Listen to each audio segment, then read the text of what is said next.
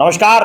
आदिवासी लड़कियों का सरकारी स्कॉलरशिप दिलाने के नाम पर यौन शोषण का मामला उजागर हुआ है। मध्य प्रदेश के सीधी जिला मुख्यालय से करीब 80 किलोमीटर दूर इन दिनों एक मामला सुर्खियों में है। इस मामले में गरीब परिवार की आदिवासी लड़कियों को सरकारी स्कॉलरशिप दिलाने के नाम पर सुनसान जगह पर बुलाकर बलात्कार किया जा रहा है। इस मामले में अब तक 5 रेप पीड़िता सामने आ चुकी हैं और आशंका जताई जा रही है कि पीड़ितों की संख्या अधिक भी हो सकती है। वहीं शिकायत दर्ज होने के बाद पुलिस ने मुख्य अभियुक्त सहित 4 लोगों को गिरफ्तार करके जेल भेज दिया है। लेकिन ये आम अपराध के मामले नहीं हैं। इन मामलों में सबसे चौंकाने वाला पहलू यह है कि अभियुक्त ने आर्टिफिशियल इंटेलिजेंस का सहारा लिया है और मैजिक वॉइस ऐप की मदद से महिला की आवाज में किशोरियों को फंसाया।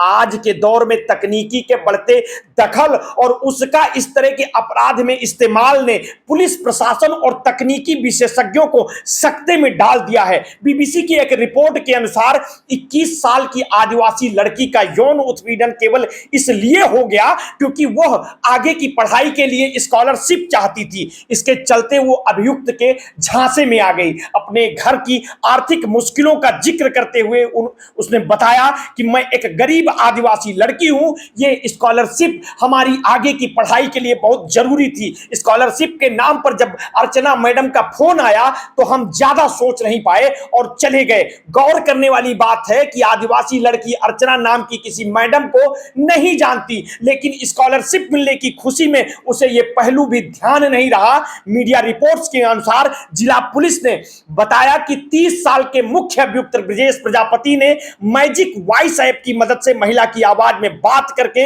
आर्थिक तौर पर कमजोर लड़कियों को स्कॉलरशिप देने के लालच देकर आदिवासी लड़कियों को फंसाया। जिला पुलिस की जांच के अनुसार अभियुक्त ने अप्रैल की शुरुआत से 13 मई के बीच में 5 आदिवासी लड़कियों के साथ रेप की घटना को अंजाम दिया है, जिसे 21 वर्षीय आदिवासी लड़की के साथ अभियुक्त ने आखिरी बार 13-14 मई की मध्यरात्रि को रेप की घटना को अंजाम दिया। उसी बहादुर लड़की ने साहस करके पुलिस के सामने इस मामले की पहली एफआईआर 16 मई को दर्ज कराई है। अगर यह लड़की एफआईआर दर्ज नहीं करवाती तो अभियुक्त के शिकार की संख्या निश्चित तौर पर ज्यादा होती। इस रेप पीड़िता ने बताया कि मुझे उसकी हरकतों से ऐसा आभास हुआ कि वो अब तक बहुत लड़कियों के साथ गलत काम कर चुका है और अगर मैंने आवाज नहीं उठाई तो आगे भी करता रहेगा। मैंने हिम्मत जुटाकर ये बात अपने चाचा को बताई जो पुलिस में है। मैं नहीं चाहती थी कि गरीब लड़कियां स्कॉलरशिप के लालच में उसके चक्कर में फंसे। रेप सर्वाइवर को अभियुक्त ने जिस सरकारी स्कॉलरशिप का हवाला दिया उसका नाम गांव की बेटी योजना है। इस योजना के तहत मध्य प्रदेश की ऐसी छात्राएं जिनकी आर्थिक स्थिति खराब है और वो आगे पढ़ना चाहती हैं तो 12वीं पास छात्राओं को 5,000 रुपए की स्कॉलरशिप दी जाती है। हालांकि अभियुक्त ने इस लड़की को स्कॉलरशिप को लेकर गलत जानकारी भी दी। उसने बताया कि गांव की बेटी योजना स्कॉलरशिप के बारे में कि संबंध में मुझसे कहा गया कि इस योजना के तहत मुझे स्नातक की 3 साल की पढ़ाई में हर साल 20,000 रुपए मिलेंगे। मुझे पैसों की जरूरत थी इसलिए मैं उसकी बातों में आ गई। इस रेप सर्वाइवर का गांव मध्य प्रदेश के सीधी मुख्यालय के करीब 80 किलोमीटर दूर सुदूर इलाके में है। ये अपने घर की पहली गौड़ आदिवासी लड़की है जिसे सीधी में इनके माता पिता ने स्नातक की पढ़ाई कराने के लिए भेजा है। 4 भाई 2 बहनों में ये चौथे नंबर की थी। इनके माता पिता खेती किसानी करके गुजर बसर करते हैं। इनके भाई प्राइवेट फैक्ट्री में दूसरे शहरों में काम करते हैं जिनकी आमदनी बहुत ही कम है। जैसे तैसे घर खर्चा चल पाता है। वो सीधी जिले में अपने चाचा के घर स्नातक की पढ़ाई करने के लिए आई थी। ये पढ़ लिख कर नौकरी करना चाहती है ताकि अपने घर की गरीबी दूर कर सके। घटना के वक्त वो चाचा के घर से ही अभियुक्त के बुलाई गई जगह पर गई थी। उस शाम को करीब 4 बजे इस आदिवासी लड़की के फोन पर घंटी बजी। उधर से एक आवाज एक महिला की थी। उस महिला ने लड़की का नाम लेते हुए कहा, मैं तुम्हारे कॉलेज से अर्चना मैडम बात कर रही हूं, तुम अभी टिकरी आ जाओ, तुम्हारा स्कॉलरशिप का पैसा रुका हुआ है, सिग्नेचर बना दो, पैसा तुम्हारे खाते में आ जाएगा। लड़की ने जवाब दिया, मैम शाम हो रही है, आज नहीं आ पाऊंगी। उधर से अर्चना मैडम ने फोन पर कहा, बेटा आज ही लास्ट डेट है, अगर आज साइन नहीं करोगी तो तुम्हें गांव की बेटी योजना स्कॉलरशिप का लाभ नहीं मिलेगा। गरीब परिवार में जन्मी लड़की स्कॉलरशिप के लालच में सीधी जिला मुख्यालय से करीब 35 किलोमीटर दूर शाम 5 से 6 बजे के करीब 13 मई 2024 को अर्चना मैडम की बुलाई जगह टिकरी पहुंच गई।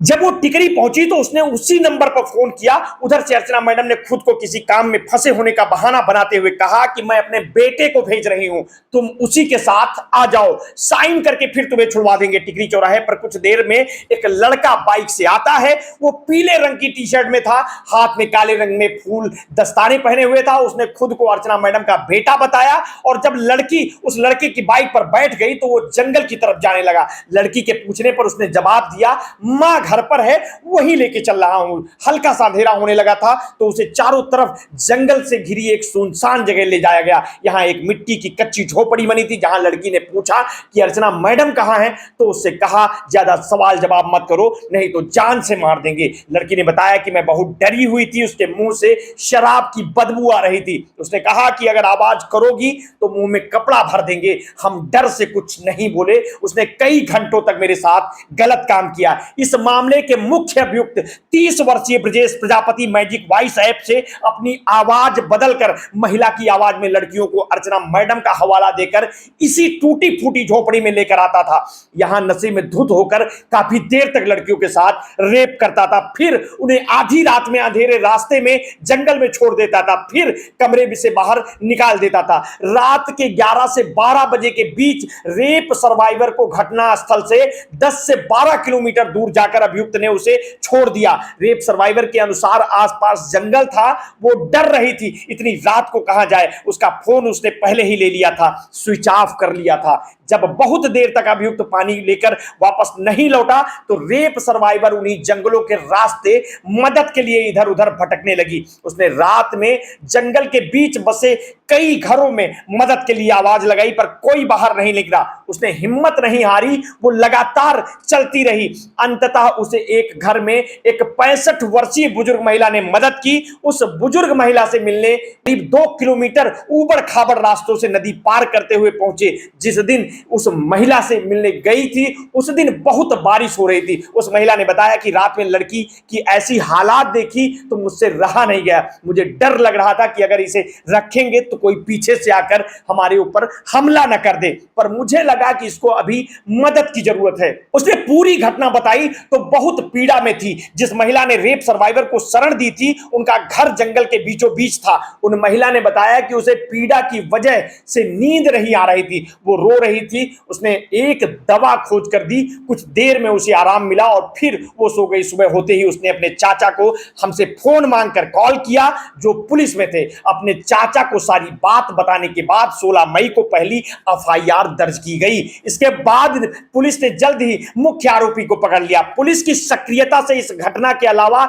4 और मामले सामने आए हैं। इस घटना के बाद से रेप सर्वाइवर इस बात से काफी चिंतित और परेशान है कहीं उसके घर वाले उसकी पढ़ाई न बंद करा दें, क्योंकि घटना के दिन जब वो आरोपी के बुलाए स्थान पर जा रही थी उस वक्त घर पर कोई नहीं था। उसने किसी को फोन इसलिए नहीं किया क्योंकि वो जल्दी ही फॉर्म पर साइन करके वापस आ जाएगी। घटना को भले ही कई महीने गुजर गए हों लेकिन वो अभी भी बहुत डरी हुई है। उन्होंने अपना डर जाहिर करते हुए कहा, घटना के बाद से ही कहीं आते जाते नहीं है। जब उस दिन की याद आती है तो बहुत डर जाती हूं, रोने भी लगती हूं। आदिवासी लड़कियों के लिए पढ़ाई करना बहुत मुश्किल होता है, उसमें भी ये घटना हो गई, अब तो और मुश्किल हो जाएगी। लोग यही कहते हैं कि लड़की की ही गलती है क्योंकि एक फोन पर बिना किसी को बताए चली गई। रेप सर्वाइवर और उनका परिवार बाहरी लोगों से ज्यादा बात नहीं करते, इन्हें बात करने से डर लगता है। इनकी मां ने सकुचाते हुए कहा कि हम लोग ज्यादा पढ़े लिखे नहीं हैं, जंगल में रहते हैं, घर के लोग आते हैं तो डर लगता है। बीबीसी से बातचीत करते हुए उन्होंने कहा कि लड़की की शादी कैसे होगी सबको पता चल गया है। अभियुक्त ने 5 रेप सर्वाइवर को स्कॉलरशिप या किसी दूसरी सरकारी योजना के लाभ का हवाला दिया था।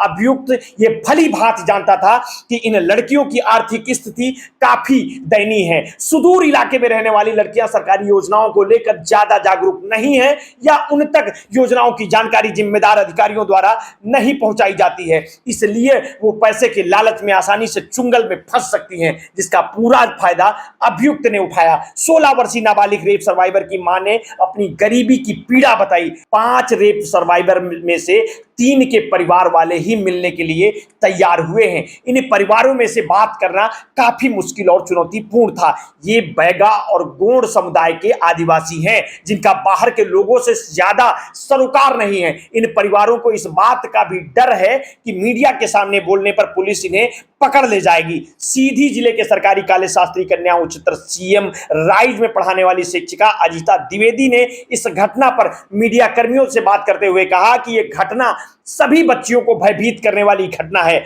आदिवासी लड़कियां बहुत सीधी और संकोची होती हैं, वो अपनी बात किसी से जाहिर नहीं कर पाती। रेप जैसी घटनाओं में आरोपियों से ज्यादा बच्चियों को घर परिवार समाज प्रताड़ित करता है, उनकी जल्दी शादी करा दी जाती है। ऐसी घटनाओं से लड़कियों का पूरा जीवन खत्म कर दिया जाता है। स्कॉलरशिप की जानकारी कॉलेज में छात्राओं को कितनी दी जाती है, इस पर उन्होंने कहा कॉलेज में तो बताया जाता है। जब आरोपी ने शिक्षिका बनकर ही लड़कियों से बात की, इसलिए लड़कियां नहीं समझ पाई। ये बहुत ही गरीब लड़कियां हैं, इनके माता पिता जंगल की लकड़ी और मजदूरी से गुजर बसर करते हैं। इनके लिए स्कॉलरशिप बहुत ही जरूरी है, तभी ये आगे की पढ़ाई कर सकती हैं। इसलिए ये लड़कियां ज्यादा सोच नहीं पाई। फिलहाल इस मामले में पुलिस जांच कर रही है। आगे की जो भी अपडेट होगी हम समय समय पर देते रहेंगे। आपने अगर अभी तक हमारे इस चैनल को सब्सक्राइब नहीं किया है तो कर लीजिए, बेल आइकन दबाना ना भूलिए। अपने स्वास्थ्य के प्रति सचेत रहिए, सजग रहिए और अनावश्यक ऐप से दूर रहिए। अपना ध्यान रखिए। बहुत बहुत धन्यवाद। साधुवाद।